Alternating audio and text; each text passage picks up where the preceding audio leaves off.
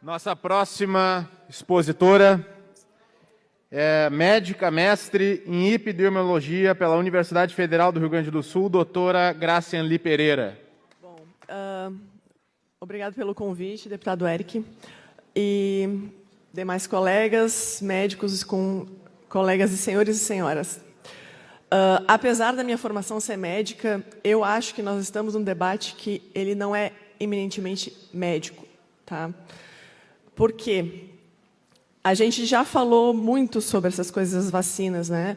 Elas serem feitas com apenas uma proteína, que é a proteína que é mais imunogênica no sentido de ativar o sistema imune, né? Que pode, no final das contas, se virar contra o próprio paciente, né?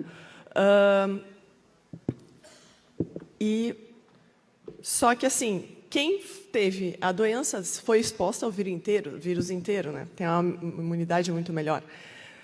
E essa proteína é a proteína, basicamente, que o vírus muta, né? Que ele muda conforme vai passando o tempo. Ou seja, nós estamos sendo obrigados a tomar vacina, além de experimental, ultrapassada, né? É que nem a gente exigir que as pessoas continuem tomando o mesmo antibiótico para uma infecção, um antibiótico que não está fazendo mais efeito, né? Por quê? Alguém precisa gastar essas vacinas que compraram, né? Muito bem. Outra questão são as vacinas de RNA mensageiro. As vacinas de RNA mensageiro, né, a Pfizer, a Moderna, elas são vacinas experimentais total, porque a gente nunca teve nenhuma outra vacina na história da humanidade aplicada em massa em humanos com essa tecnologia. Tá? Nunca existiu. Nós estamos sendo submetidos a isso em massa, entendeu? É um monte de cobaia barata, para quem eles não vão precisar nem pagar se tiver qualquer problema. Tá?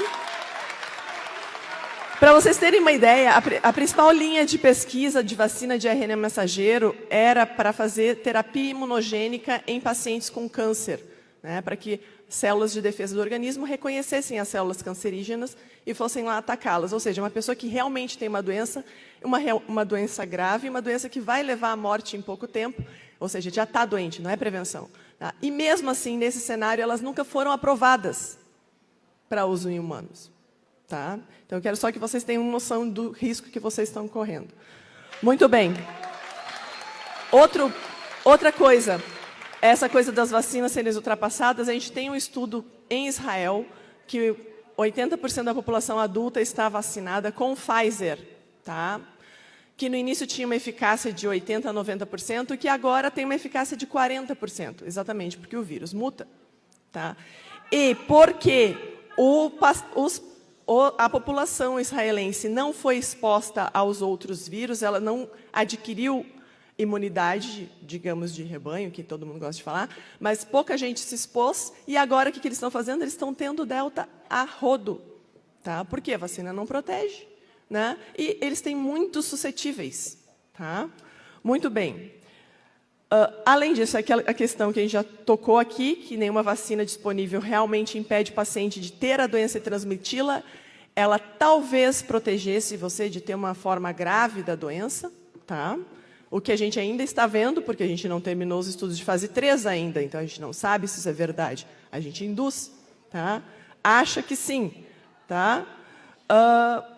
E, obviamente, a imunidade natural adquirida pós-infecção, que as pessoas começaram a dizer que não existe. Né? Todo mundo sabe que se você tem catapora, a criança, inclusive a doença benigna de infâncias, quando não tinha vacina da varicela, que é uma coisa recente, a gente ficava junto com quem tinha para ter de uma vez, para depois não ter quando era adulto, certo? Então, assim, isso não funciona, não existe? Né? Muito bem. Ainda tem mais coisas. Eu sou formada, eu tenho mestrado em epidemiologia, então existem cálculos que nós fazemos para saber qual é a necessidade real de se vacinar pessoas e qual é a faixa etária, né, que mais precisa, ok? Então, assim, nós temos, por exemplo, como exemplo, a vacina da gripe. Né? Nós não vacinamos toda a população de uma vez na vacina da gripe. Por quê?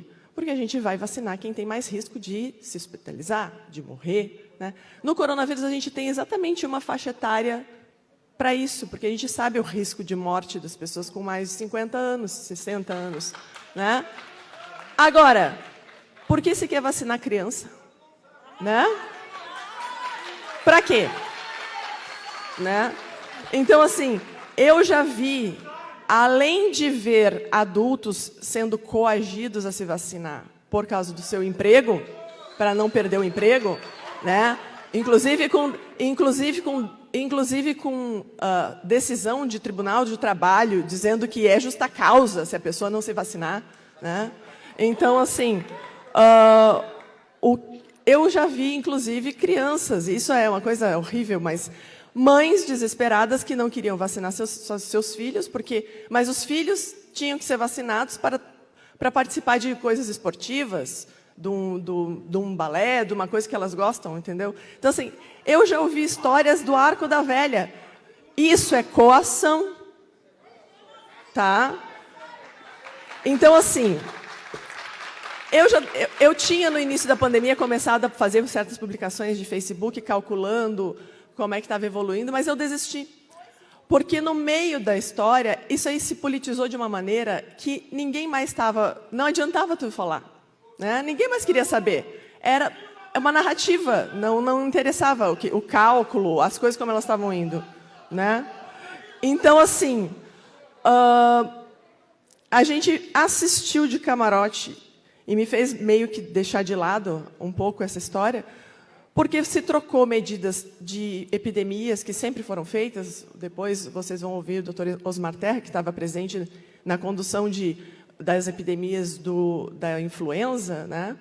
Trocou-se medidas que sempre se fez por umas coisas histéricas, sem comprovação, sem nem ideia científica assim, para dizer, não, realmente a gente pode tentar isso. Era simplesmente para fazer alguma coisa. Se plantou um medo de uma doença e aí as pessoas aceitam a fazer qualquer coisa. Né? Bom, isso, inclusive, também... a gente poderia falar sobre a questão das medicações off-label. Né?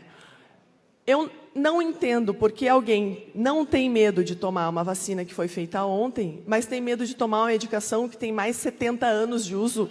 Tá? Não entendo como é que alguém saudável, que vai tomar uma coisa que teoricamente é preventivo, como uma vacina, ou seja, eu estou saudável, não preciso me submeter a isso. Mas eu não posso tomar uma medicação seguríssima, com todos os efeitos colaterais conhecidos e irreversíveis, se eu estou doente. Não faz sentido. Tá? Então, assim, a gente podia discorrer sobre isso eternamente, essas coisas que aconteceram durante a pandemia. Tá? Mas essa discussão não é médica.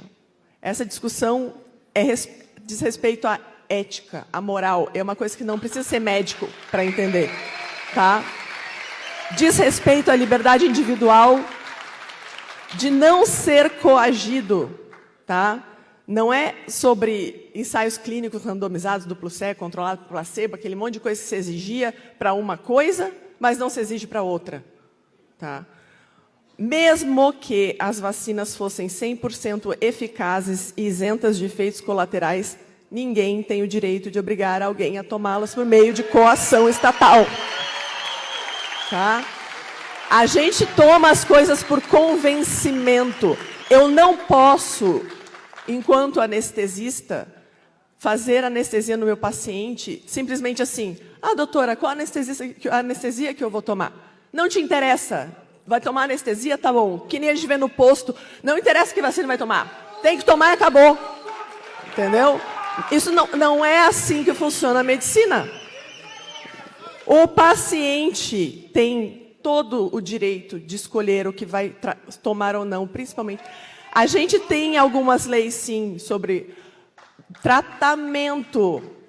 Tá? Então, o paciente, quando ele está doente e a doença dele vai fazer mal para ele e para outro, se eu não tratar. Por exemplo, um paciente que está numa emergência médica, tá? O paciente está sangrando, vai morrer.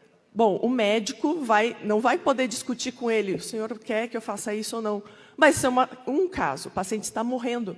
Não é o paciente saudável que está andando por aí, entendeu?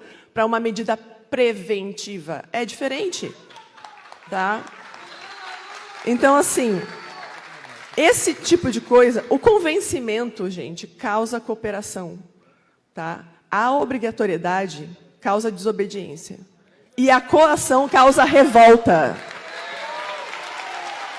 Inclusive, nós já tivemos isso aqui no início do século XX, com a revolta da vacina. Se vocês não lembram desse caso, vão estudar. É muito interessante, tá? Bom, então, vamos pensar no seguinte caso. Isso eu vou dar um exemplo que é como eu me sinto, tá? Porque eu já tive Covid, eu estou imunizada, muito melhor de qualquer pessoa que só tomou a vacina, mas a qualquer momento eu posso ser coagida a ter que me vacinar simplesmente para entrar numa farmácia. Ou, como acontece na Europa, inclusive eu recebi vídeo hoje, lá o pessoal está revoltadíssimo fazendo protesto, vocês não vão ver isso na televisão, tá? Paciente, vozinho, tá? Chegou na porta do seu posto de saúde para medir a glicose. A senhora não tem passaporte, a senhora não pode entrar. O que é isso? É por saúde uma coisa dessas? Tá? Então, assim, um governo que quisesse punir alguém que se recusasse a ser estuprado, alegando que se você não resistir, sexo é bom, mesmo que você não saiba quem é que vai adentrar o seu íntimo, e que se nega a colocar, e diz que se você se nega a ser estuprado, você está colocando outros em riscos, porque o estuprador pode ir procurar outra pessoa para estuprar, é um absurdo. Não é à toa que a gente chama isso de estupro de consciência.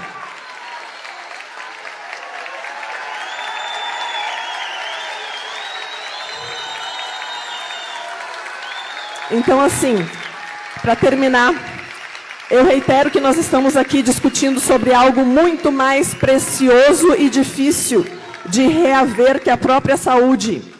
Nós estamos aqui falando de coisas que nos diferenciam de animais irracionais, um gado numa mangueira para receber vacina, tá? Que é a liberdade de consciência. Tá? A nossa liberdade, que quem acredita em Deus, nem Deus tira de nós. Tá? Então, não há qualquer direito de se impor um passaporte vacinal, que, além de tirânico, não apresenta qualquer benefício à saúde, e isso a gente já viu. Muito obrigada. Muito obrigado, doutora. Acredito que a reação da população demonstre a concordância.